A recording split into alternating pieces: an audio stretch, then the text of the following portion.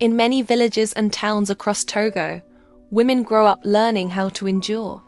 We are taught how to be strong, how to carry burdens quietly, how to smile even when our hearts are tired. My story is one of those stories rooted in pain, shaped by faith, tested by love, and slowly guided toward healing. My name is Akossiwa, a woman of 30 years, born and raised near Kapalim, where the hills are green and the mornings smell of damp earth and fresh cassava. I am a mother to a beautiful little girl named Essie, who is almost 5 years old. She is my first blessing, my reminder that life continues even when the road becomes difficult. This is not a story of perfection. It is a story of becoming, a story of learning how to trust again, how to listen to God's voice through confusion, and how to believe that love can exist without pain. Essie's father came into my life when I was younger and hopeful. Like many young women, I believed love alone was enough. I believed patience could change a man, that endurance was proof of commitment. But what I did not understand then was that love should not wound the soul. The relationship became heavy. I was tormented emotionally, spoken to harshly, controlled in ways I did not yet have words for. Each day, my confidence became smaller. Each argument chipped away at my joy. When I became a mother, instead of peace, the pressure grew stronger. Leaving was not easy. In our culture, a woman who leaves is often questioned before she is understood. But staying would have cost me my spirit. So I left with fear, with tears, but also with a quiet strength I didn't know I had. After that relationship, my heart closed. I told myself I was done with men. I focused on survival, on work, on raising my child. Love felt like a language I no longer spoke. Time passed. Essie grew. I watched her laugh, ask questions, run freely. And slowly, something inside me changed. I realized that I was still alive, not just existing, but living. I was still young. I still had dreams. I did not want to become someone's secret or settle out of fear. I did not want to rush into another relationship just to fill a gap. I wanted peace. I wanted dignity. I wanted something real or nothing at all. That decision to value myself was the first step toward healing. I met Kossi when I was not looking for love. He is 35 years old, from Sekode in central Togo.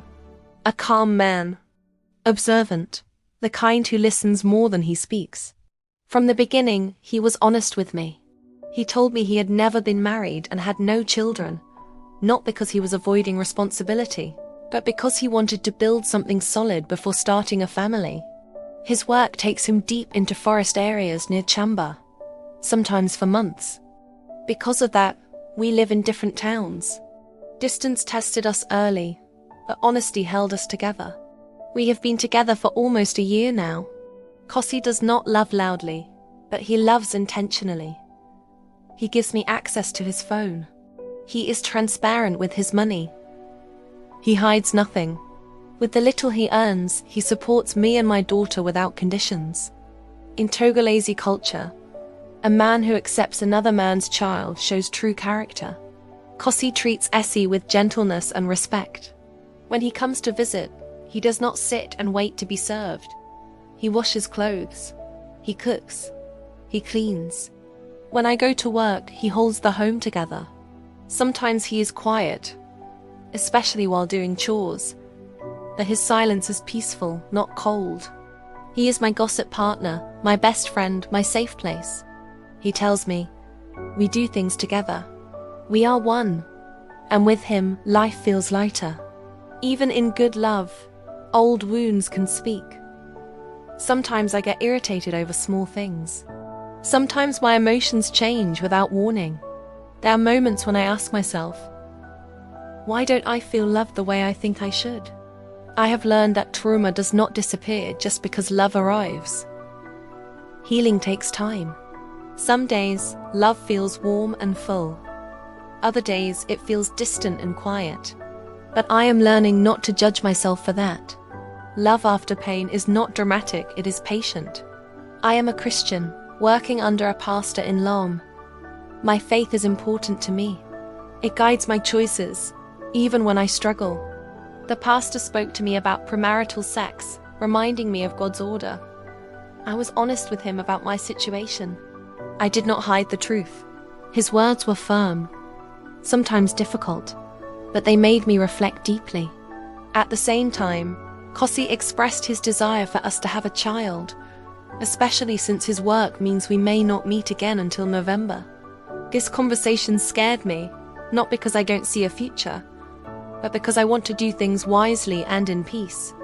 I stood between love and faith, asking God for direction. Kossi and I discussed moving closer to my workplace. The pay there is small, but the skills I am gaining are valuable for my future. Growth sometimes requires sacrifice. The pastor also mentioned helping me find a house near work, but I do not yet know the conditions. I am learning not to rush decisions made in confusion. Discernment is also faith. What brings me peace is this. Kossi's family plans to visit mine in June, according to Togolese tradition. I have spoken with his mother. She sent foodstuffs, maize, palm oil, groundnuts from the village. In our culture, this is not a small act. It is a sign of intention, respect, and acceptance. It told me, "You are seen." Today, I am not the woman I used to be. I am still healing, but I am stronger.